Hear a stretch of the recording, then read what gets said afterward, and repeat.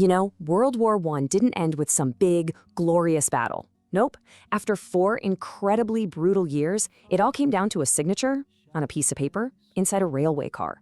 So today, we're going to dive into those dramatic final hours and the really bitter truce that finally silenced the guns. So what did it take?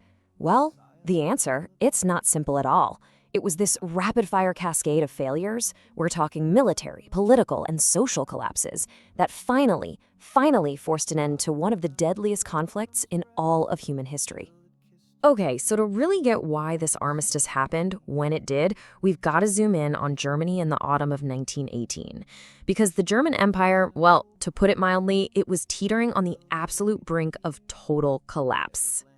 And what's just shocking is how fast everything fell apart. I mean, think about it. In September, a massive Allied offensive starts to punch through the German lines. Then just 1 month later, boom, all of Germany's allies are knocked out of the war. They're left completely on their own. And that military pressure cooker, it leads to this huge social explosion back home.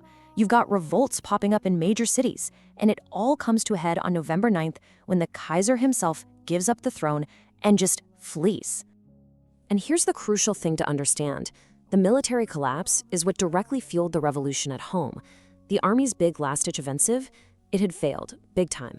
The soldiers were completely exhausted, their morale was just shattered. You even had soldiers outright refusing to follow orders. So this brand new, really fragile democratic government steps in, looks around, realizes it's fighting completely alone, and makes a desperate call. We have to get a truce, now. And that desperation, well, it set the stage for one of the most lopsided meetings you can imagine. The German delegation, they showed up hoping to have a discussion, a negotiation. But the Allies, they had a very different plan. I mean, the location itself tells you everything you need to know. This wasn't happening in some grand palace. No, this meeting was held in secret, deep inside a forest. The Germans were brought to the personal railway carriage of the French Marshal, Ferdinand Foch. This was no peace conference. This was the scene of a surrender. And yet, for the Allies, there was just no room for any kind of negotiation. They didn't debate the Allied delegation with Foch at the lead. They just handed over their terms. It was a list of demands, period. A total take-it-or-leave-it situation. And the leave-it option? Well, that meant the total destruction of Germany. You can just feel the power imbalance, can't you? On one side, you have the Germans, hoping, praying for a negotiation, but they're in a position of complete desperation. And on the other side, you've got the Allies. They showed up for one reason and one reason only, to dictate terms.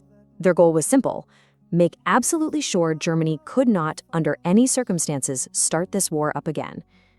So what exactly was this price of peace? Well, the terms were designed to be absolutely crippling, to strip Germany of its ability to fight a war, on land, at sea, anywhere.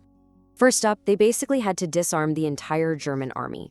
We're talking about handing over thousands of pieces of heavy equipment, including 2,500 of their most powerful heavy guns. And get this, they also demanded an incredible 25,000 machine guns.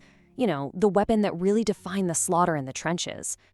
The terms even went after their ability to move troops and supplies. Germany had to hand over 5,000 locomotives, effectively crippling them. And at sea, the demand was just total. Surrender all submarines. This was actually the one point the Germans tried to argue, saying they were being asked for more U-boats than they even had.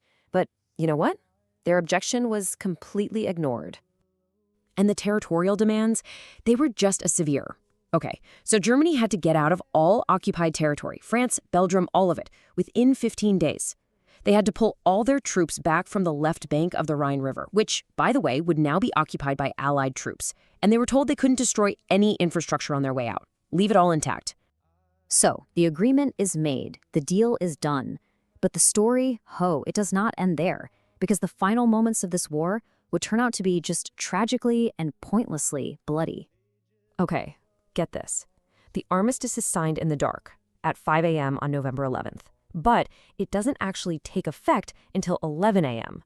The famous 11th hour of the 11th day of the 11th month.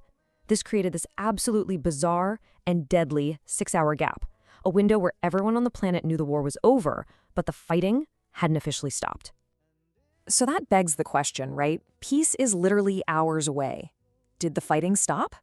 And the answer, tragically, is no, not at all.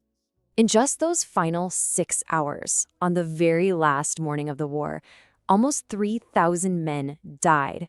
Just let that sink in for a second. Nearly 3,000 lives lost after the peace agreement had already been signed. And one of those men was a Canadian soldier, Private George Price.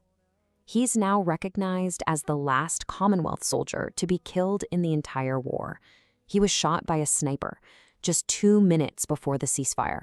2 minutes. And then, maybe the most heartbreaking story of all is that of an American soldier named Henry Gunther.